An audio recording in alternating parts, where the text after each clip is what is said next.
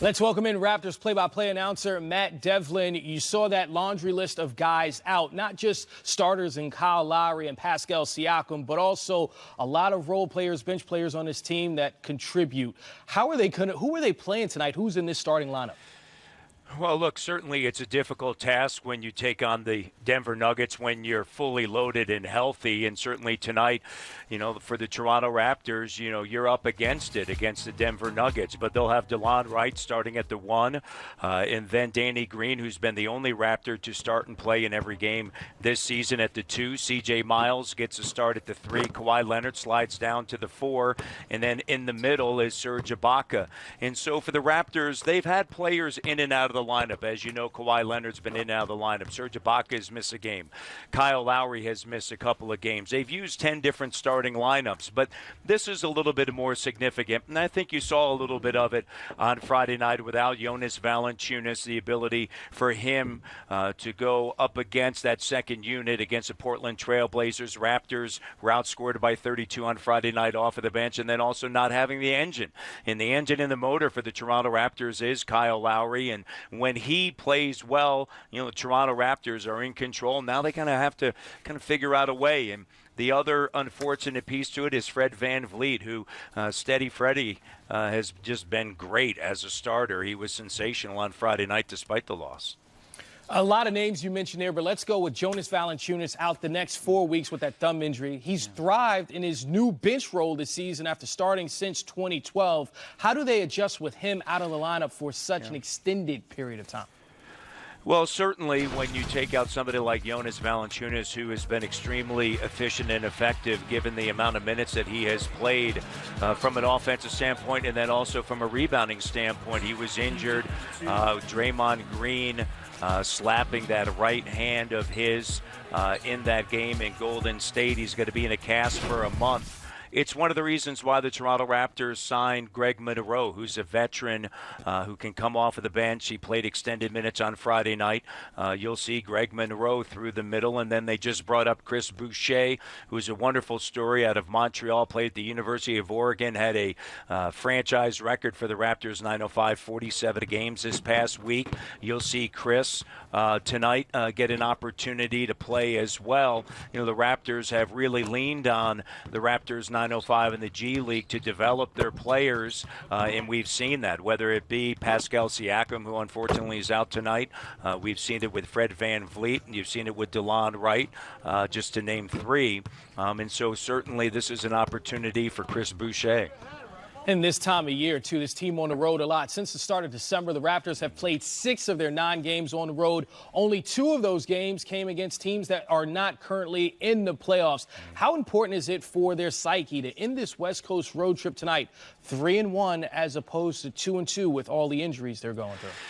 Well, I think at the start of this road trip, when you looked at it, if you could bank on 2-2, you would take it. And I think one of the things that for this Raptor team, they understand that the regular season is a time for them to figure out different combinations, different rotations, different opportunities that may exist for players. And so they've never gotten too high, even though they swept the Golden State Warriors for the first time since the 01-02 season, and they've never been really low, despite the fact that they're 0-2 against the Milwaukee Bucks. So I think they kind of take it in stride. This is a team that has a big picture, Chris, in mind, and that big picture certainly is the postseason and playing for a long time once the regular season is over. Matt Devlin, appreciate your time. I know you're on the road during the holidays. Enjoy them, though. Thank you very much. Appreciate it. Happy holidays. Two-time MVP Steph Curry had this to say following the Raptors' 20-point win over Golden State this week. Quote, "We'll remember what it's like playing against them, but it's 0-0 from here. Sweep doesn't mean anything in terms of when the lights are the brightest on the biggest stage in the playoffs. Everything's different. We'll remember how tonight was. It's a tough vibe, but they don't get any extra points if we're to face them in the finals." And we have 2 people with finals experience. So let's start with you, Candace, a finals MVP. You played against teams in the regular season that would have your number. What's it like when you face them in the playoffs? Do you think about that at all? Well, I think you face them in a different way. I mean, the lights are brighter, the stage means more in the playoffs, and It depends a lot of times when you play them during the regular season. The Golden State Warriors were injured up until this point. Players have been in and out of the starting lineup with Steph Curry missing a number of games and just flow. And so I think it depends on the times they played them. They're playing them before December both times, so they're not going to play them again until the playoffs.